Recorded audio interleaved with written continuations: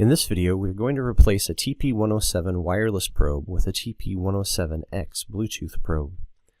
Before we begin, we want to make sure that the included Bluetooth dongle is plugged in and we are running at least version 6.2.6.25 of UGI.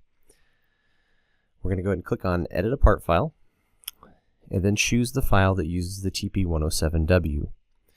Go to the Part File Gauges screen and begin by locating the gauge ID of the probe you want to replace.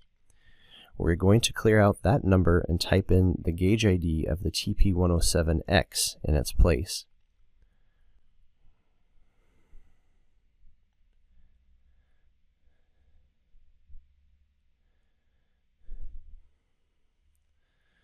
Once the number is typed into the first row containing a true position measurement, we can click on that box to highlight it, and then click and drag to select the rest of the true position gauge ID points.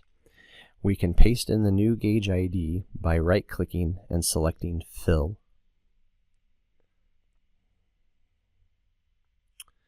The next thing we'll need to do is change the gauge type from wireless TP A-axis to TP-X A-axis. Likewise, we'll do the same for the TP-B axis. Just make sure that we select the TP-X version of this.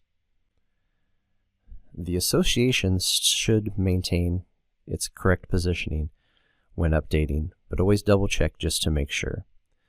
This ensures that when we push the button on the TP-X, the readings from both the A and the B axis come over at the same time.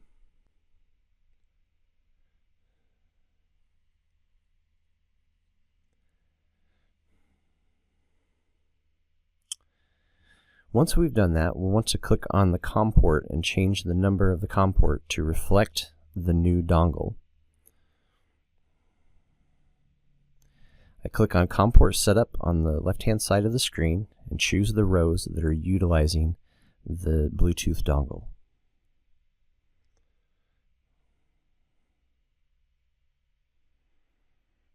Click on Finish and then Yes to save the changes to the part file.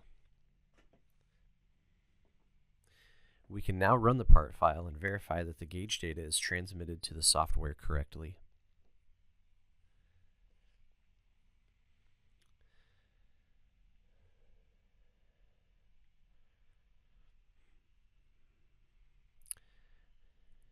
In this part file, I have 10 surface checks that I am completing before I move on to 5 true position checks.